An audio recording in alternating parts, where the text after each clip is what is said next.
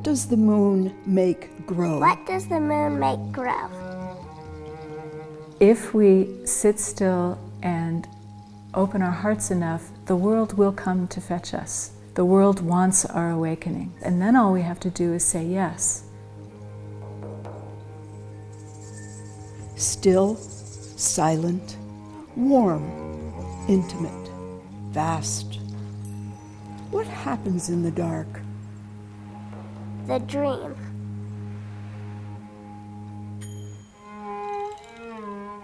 There is this great dreaming going on underneath everything all the time.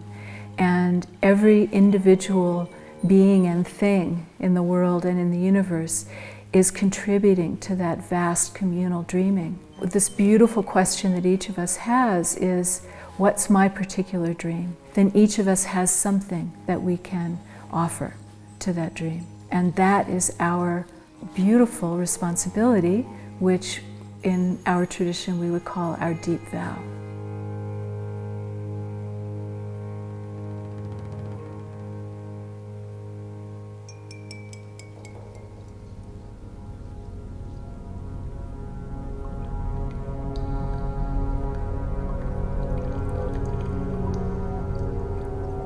About 96% of the universe is made up of dark matter and dark energy. 96% of every moment we ever live is mysterious to us. If I think of my psyche as 96% dark and 4% conscious, what happens? How does that change how I live my life? How does that change how I ask a question? How do I include that rather than thinking that the only thing that's important is what I can see and feel and hear and the thoughts and the feelings that I'm having? When we say be in the moment, what's it like to be in that moment?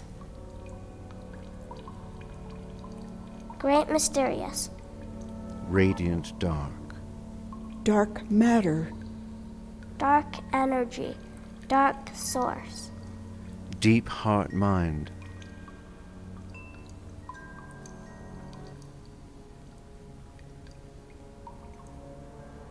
Darkness isn't the absence of light, it is the presence of the very source of everything right now, here in this moment. It is so alive and so fertile, so full of possibility. It has its own radiance. It's not about looking for the light switch to flip it on. It's about sitting in the dark in its own terms and feeling that power, that great thunderous roaring silence that is 96% of everything.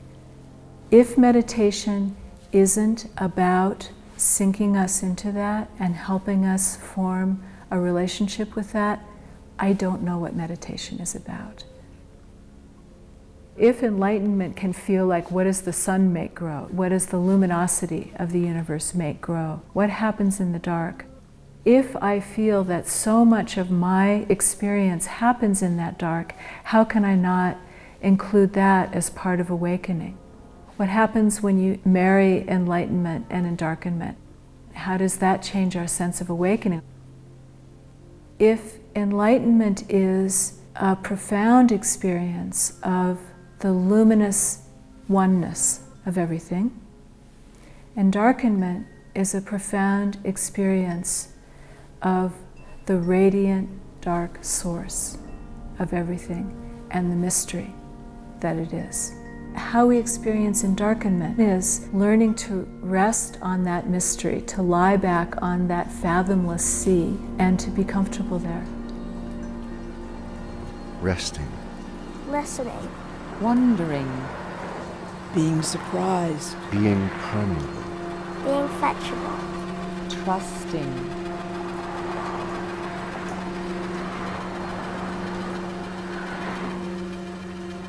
Another way that endarkenment is expressed through our lives is our willingness to get our hearts broken and to stay broken. In the understanding that the broken heart is open and the broken heart is connected, there is great suffering, there is great difficulty in this world. It's really helpful when we're hoping to attend to that in a sustained way, to be also in connection with the sense of the awesome beauty, the power, the wonder of things. If we bring that to that which is broken, that which is in pain, that which is in danger, what happens when we deny neither of those and find the third thing that they make together?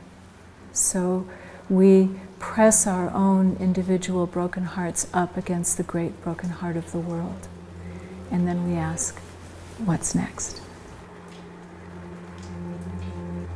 The great broken heart of the world.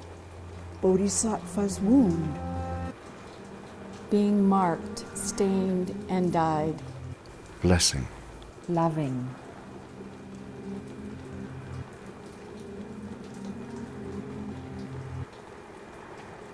Both enlightenment and endarkenment need each other. Each completes the other. And without each other, awakening is not complete.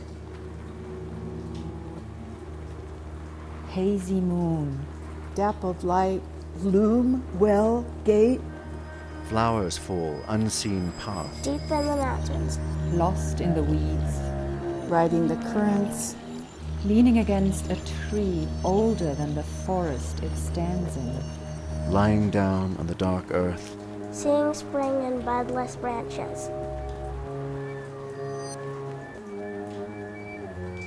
We're notoriously light on method.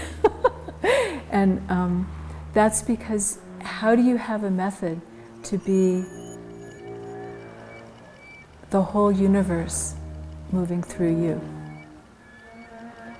What we have is much more the willingness to participate, to make ourselves fetchable. We're always listening. We're always trying to pay attention to as much as we can pay attention to. We're cultivating an attitude of warmth and curiosity toward the world. How am I already in this? And where do I go from here?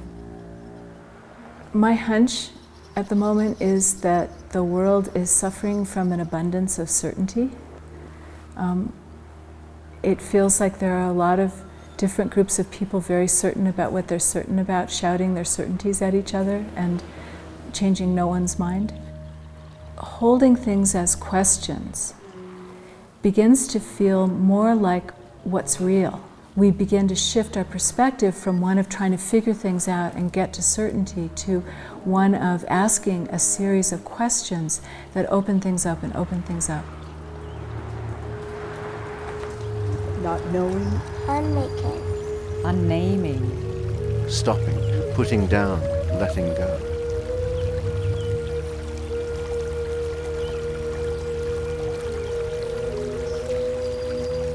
We can find the unexpected move. When you come to a situation where it looks like you've got to choose between A and B, it's time to find C. What's the thing that is not part of a duality, but includes both of them and yet is something more than either of them could be? It also transforms the situation because it brings something in that an instant before was completely invisible. We begin to see that those changes are made up of these small, unexpected moments that feel full of grace. In every conversation we ever have, we are universe speaking to universe. Whenever we create a piece of art, we are universe creating universe. All those small things that seem insignificant are the ongoing creation of the world, and that is how we participate in it. It helps us to choose lives of courage and generosity, and in particular to have the courage and the generosity to include, to welcome that which has been excluded, because there is so much richness in what has been relegated to the margins or pushed underground or carried happily underground but ignored.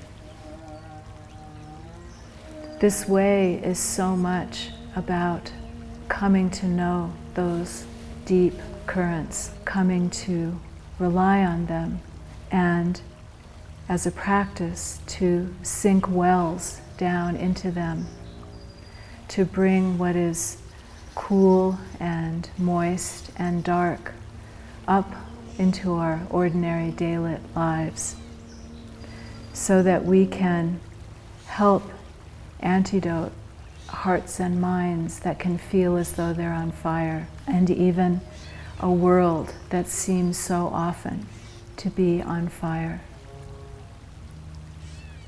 From the smallest flicker of something in our heart to the far reaches of interstellar space, all of that is us, and all of that is home. Every moment is an invitation home. Every moment is an invitation to remember that this heart mind, this body, this community, this landscape, this world is home. And it is coming to get us. All we have to do is walk out to meet it. Stepping off a cliff. Opening the hand.